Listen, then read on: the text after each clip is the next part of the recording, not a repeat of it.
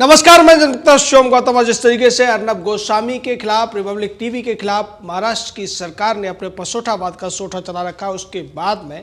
इनको तमाम जगह से फटकार लगती है। और अब इसी कड़ी में महाराष्ट्र ह्यूमन राइट्स कमीशन ने भी एक नोटिस जारी किया है मुंबई पुलिस के डीसीपी क्राइम ब्रांच को, जिसको 16 दिसंबर को जवाब देना है कि किस आधार पर उन्होंने किन वजहों से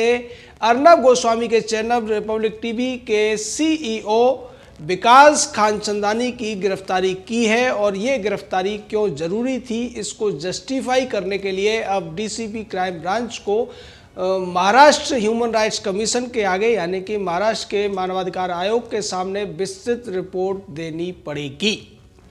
यानी जो कुछ महाराष्ट्र में हो रहा है उसके लिए बार बार उद्धव सरकार को, सोनिया सरद को झटके पे झटके लगते हैं। और अगर रिपब्लिक टीवी की बात की जाए तो ये एक तरीके से उनकी जीत है, अर्नब गोस्वामी की जीत है,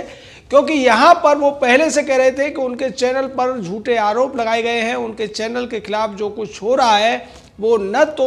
उस हंसा रिपोर्ट की एफआईआर के आधार पर है और न ही बार्क का जो डाटा था यानी कि ब्रॉडकास्ट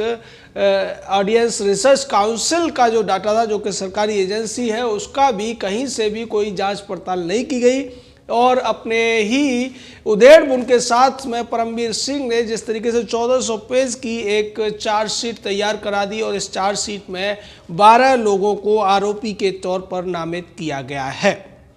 बात की जाए इसमें जो धाराएं लगाई गई हैं 409, 465, 68 और 420 के साथ साथ 120 भी लगाकर 12 लोगों को मुंबई पुलिस ने बिना किसी जो कानूनी प्रक्रिया को फॉलो किए पूरे मामले में फरार आरोपी घोषित कर दिया था। जबकि ज़्यादातर लोग मुंबई में ही रह रहे थे। पुलिस उनके पास न सम्मन लेकर जाती है, न वारंट लेकर जाती है और फिर सुबह जब टहल कर आते हैं विकास खानचंदानी तो उनको गिरफ्तार कर लिया जाता है। ये जो पूरा मामला है इसको लेकर देवेंद्र फडणवीस ने भी सवाल उठाए थे और उन्होंने कहा था कि ये अघोषित रूप से महाराष्ट्र में एक आपातकाल चल रहा है और इस आपातकाल को लगाने का जो श्रेय है या फिर आप उसके लिए जो भी कह सकते हैं वो जाता है उद्धव ठाकरे को। और इस पर जब गृह राज्य मंत्री जी किशन रेड्डी से पूछा गया तो उन्होंने भी ये कहा कि ये गैर जरूरी और अनावश्यक रूप से राजकीय सत्ता का दुरुपयोग है जिससे बचे जाने की जरूरत थी। किसी भी हालत में अगर जांच चल रही है, जांच के लिए केंद्रीय एजेंसियों की बात हो रही है और बार्क जो इस जांच के लिए सबसे ज़्यादा महत्वपूर्ण एजेंसी है जिसके डेटा को लेकर ये सारी बातें हो रही है, वो सीबीआई को केस ट्रांसफ़र करने की बात कर रही है। दूसरी तरफ मुंबई पुलिस है कि वो सारे नियमों कानूनों को ताक पर रखते हुए रिपब्लिक टीवी को निशाना बनाने के लिए उसके तमाम कर्मचारियों, रिपोर्टर्स और अधिकारियों के साथ साथ उसके मालिक अर्नब गोस्वामी के खिलाफ जिस तरीके का एक बदले की भावना का अभियान चला रही है, उसके बाद तो कुछ भी हो सकता है महाराष्ट्र में, ऐसा लगता है। महाराष्ट्र में जिस तरीके से पसोठाबाद का एक बहुत कड़ा तानाशाही पूर्ण रवैया अपनाया हुआ है उद्धव ठाकरे ने, क्योंकि ये जो पसोठाबाद है ये पवार सोनिया ठाकरे का मिक्सर है और इन लोगों ने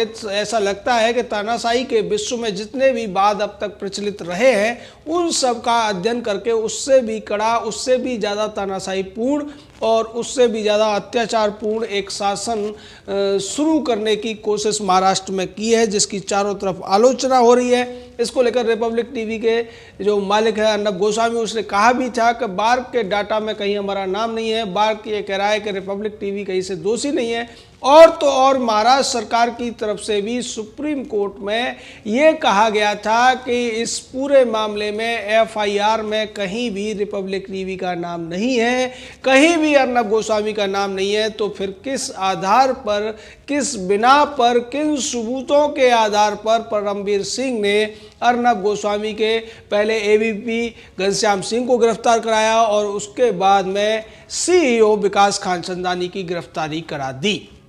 यहाँ साजिश की बू एक और साजिश की ओर बहुत बड़ा तथ्य खुलकर सामने आया है। चूंकि विकास खानचंदानी को ये पता था कि उनका नाम उस एफआईआर में तो नहीं है, लेकिन जो चार्जशीट मुंबई पुलिस ने सौंपी है उसमें उनका नाम है, इसलिए उन्होंने एक अग्रिम जमानत याचिका लगाई थी जिस पर सोमवार को यानी आज सुनवाई होनी थी। लेकिन उस सुनवाई से पहले ही परमवीर सिंह और उद्धव ठाकरे और साथ में अनिल देशमुख ने एक कुचक्र रचा, साजिश रची और उससे पहले गिरफ्तारी करा ली, क्योंकि उन्हें पता था कि अगर इस सुनवाई से पहले गिरफ्तारी हो जाएगी तो फिर अग्रिम जमानत की याचिका पर सुनवाई का कोई औचित्य नहीं रह जाएगा। फिर इन्हें बाद में दोबारा से एक बेल प्ली लगानी पड़ेगी, यानी कि जमानत याचिका लगानी पड़ेगी। और इस पूरे के पूरे घटनाक्रम को लेकर रिपब्लिक टीवी की तरफ से हाई कोर्ट में याचिका भी डाली गई है, लेकिन अब उस याचिका पर जब तक सुनवाई होगी तब तक विकास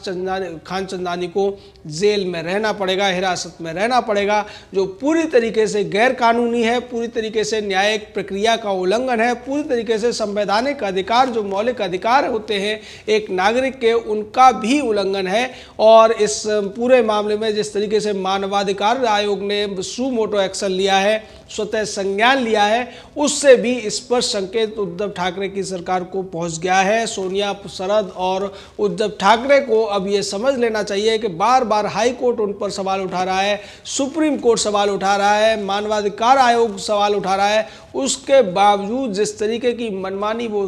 कर रहे हैं उसे सिर्फ और सिर्फ एक ही नाम दिया जा सकता है, वो है तानाशाही। और वो जो सोनिया या शरद पवार भी कभी कभी इस तरीके की बातें करते थे, लेकिन सोनिया गांधी, सोनिया का बेटा राहुल और उसकी बेटी प्रियंका तो बार बार दूसरी सरकारों के लिए, भारतीय जनता पार्टी की सरकारों के लिए, केंद्र सरकार के लिए हिटलरशाही के तमाम बार आरोप लगाते हैं, उनको हिटलर बताते हैं और ये कहते हैं वो तानाशाही कर रहे हैं। वहीं दूसरी तरफ वो अपने इशारों पर चलने वाली महाराष्ट्र की सरकार से जिस तरीके की हिटलरशाही करा रहे हैं, उसके जो तरीके हैं वो तो हिटलर के तरीकों से भी ज़्यादा खतरनाक है, क्योंकि हिटलर के ज़माने में कोई बहुत बड़ा सूचना तंत्र नहीं था। आज जब सूचना तंत्र भी है, तमाम दूसरी संस्थाएं भी हैं और वो संस्थाएं बार बार महाराष्ट्र सरकार को चेताने की कोशिश कर रही हैं, उसको उसका कर्तव्य याद दिलाने की कोशिश कर रही है, उसकी गलतियों को और इशारा कर रही है, उसके बावजूद ये सब किया जा रहा है। तो आप समझ सकते हैं कि ये लोग अपने आप को संविधान से ऊपर मानते हैं, भारत में जो कानून प्रचलित हैं उनसे भी ऊपर मानते हैं और हर संस्था से ऊपर मानकर वो ये सोच रहे हैं कि उनकी जवाबदेही किसी के भी प्रति नहीं है। लेकिन जवाबदेही तो है, जनता के प्रति है। जनता ये सब देख रही है। जनता जब अपना हिसाब करती है तो एक तरफ से करती है, और जनता उतनी बड़ी दंडनायक है जिससे बड़ा कोई दंडनायक आज की डेट में नहीं है। जनता जब हिसाब करती है तो अच्छे अच्छों को जमीन सुगा देती है, और इसके लिए कांग्रेस का उदाहरण देखा जा सकता है, शरद पवार का उदाहरण देखा जा सकता है। उद्धव ठाकरे को ये नहीं भूलना चाहिए कि जनता की मर्जी नहीं थी, इसी वजह से बाला साहब ठाकरे के होते हुए भी कभी भी शिवसेना अपने बूते पर सत्ता में नहीं पहुंच पाई थी। और जनता की मर्जी तो पिछले चुनाव में भी नहीं थी, क्योंकि शिवसेना को उस चुनाव में भी बहुत ज़्यादा सीटें नहीं मिली थी। पहले नंबर की जो सीटें मिली थी भारतीय जनता पार्टी को मिली थी, उसके बावजूद जोड़ तोड़ करके, सिद्धांतों को तिलांजलि देकर और हर तरीके की गलत और कुत्सित गठबंधन करके भी उद्धव ठाकरे ने जिस तरीके से सत्ता पाई है, अब उन्हें लगता है कि इस सत्ता को बरकरार रखने के लिए उन्हें कुछ भी करना पड़े, चाहे नागरिकों को परेशान करना पड़े,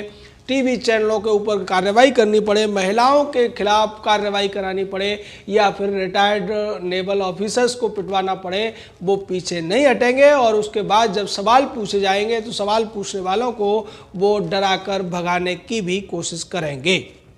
इस पूरे मामले में जो गिरफ्तारी हुई है, इसको लेकर सचिन वाजे का नाम बार बार उछल रहा है। ये सचिन वाजे वो व्यक्ति है जो एनकाउंटर स्पेशलिस्ट कहा जाता था, और इसको एक केस में हत्या का पूरा मामला इस पर साबित हुआ था, जिसके बाद इसको निलंबित कर दिया गया था। ये नौकरी छोड़कर शिवसेना में शामिल हो गया था। शिवसेना में काफ़ी दिनों इसने कार्यकर्ता के रूप में काम किया, लेकिन जैसे ही परमवीर सिंह मुंबई पुलिस का कमिश्नर बना, परमवीर सिंह ने उद्धव ठाकरे के कहने से इस शिवसेना कार्यकर्ता को 16 साल बाद दोबारा से पुलिस